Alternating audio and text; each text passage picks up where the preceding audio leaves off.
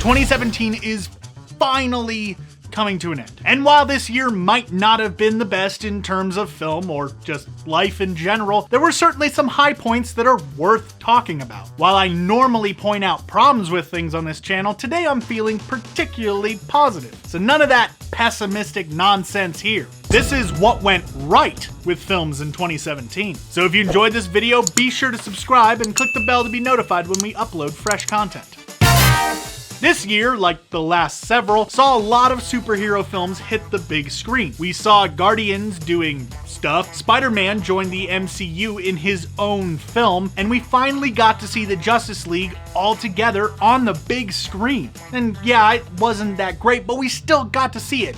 And that's kind of the important thing. But outside of all of those, there were two comic book based films that really stood out from the pack: Logan and Wonder Woman. While Logan wasn't the first time a superhero film was quote unquote mature, it was certainly one of the first times that the idea of a superhero film winning an Oscar for Best Picture wasn't completely absurd. It took the idea of a comic book movie and really flipped it on its head. It told a story that felt real, that felt human. It wasn't all sky beams and CGI monsters. In fact, I personally have had a hard time calling it a superhero film because it's much more of a hardcore dramatic piece that just happens to star a dude with an adamantium skeleton and a healing factor. I've always said that if superhero films are going to continue at the pace that they are into the future, they're gonna have to evolve to grow into something even bigger than they are. And Logan gave us a fantastic glimpse at what they could be. And then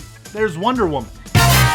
Wonder Woman was a landmark film for 2017, and not just because of all the money that it made at the box office or the fact that it was the first DCEU film that was objectively good, but also because of the impact that it could potentially have left on the industry. The film was the first major studio superhero film of the modern age to be led by a female heroine. That alone would make it a pretty big deal. But the film was also helmed by a female director, which further elevates its importance. It's great here to see filmmakers who are women get a chance to play with these big budget blockbusters, which, in case you didn't know, is incredibly uncommon. Women comprise just 7% of directors working on the 250 biggest releases in 2016. 7%, that's a really small amount. So seeing women so deeply involved with the art of cinema, let alone one of the biggest films of the year,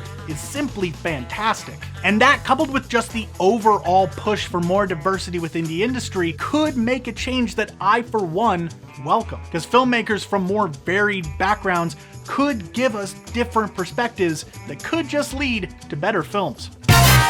Now, outside of the realm of the bigger releases, 2017 also saw an unprecedented amount of attention being paid to the smaller indie films. Independent cinema is usually seen as the domain of film snobs and hipsters who are too cool to watch the latest Marvel movie, but this year saw the release of several films that caught the attention of audiences everywhere. Lady Bird, for instance, got a ton of exposure recently due to being one of the best reviewed films on Rotten Tomatoes of all time, holding the record for the most number of verified reviews before it lost its 100% rating. And this in turn caused more people to see it than probably would have otherwise. Then there was The Disaster Artist, which told the story of the making of what might be the best terrible movie of all time, The Room. The film was easily one of the most talked about movies leading up to its release, due in large part to the cult classic status of The Room. And the attention was well deserved, as the film was incredibly well done with standout performances by James and Dave Franco as Tommy Wiseau and Greg Sestero, respectively. And of course, I have to mention one of the biggest hits of the year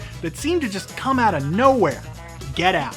No one expected a horror film about race relations to work as well as Get Out does. And that, coupled with some superb directing by newcomer Jordan Peele, caused critics to rave about the film almost endlessly, which in turn generated quite a bit of word of mouth about the film that drove even more people to watch it. And there are numerous other smaller films that received a lot of attention this year. While it's not technically an indie, Baby Driver was another small film that caused a big stir when it came out, so I figured that I should probably mention it here. All in all, 2017 was a great year for the little guy. Now, this could largely likely be due to franchise fatigue, which we are seeing more and more of, but you know, honestly, I kind of don't care, because as long as people are watching films, it's all good to me. Now, I want to know what your absolute favorite film of 2017 was. Let me know down in the comments below. And if you're watching this on Facebook, click the link to be taken to our YouTube channel for more videos like this one. Thanks for watching.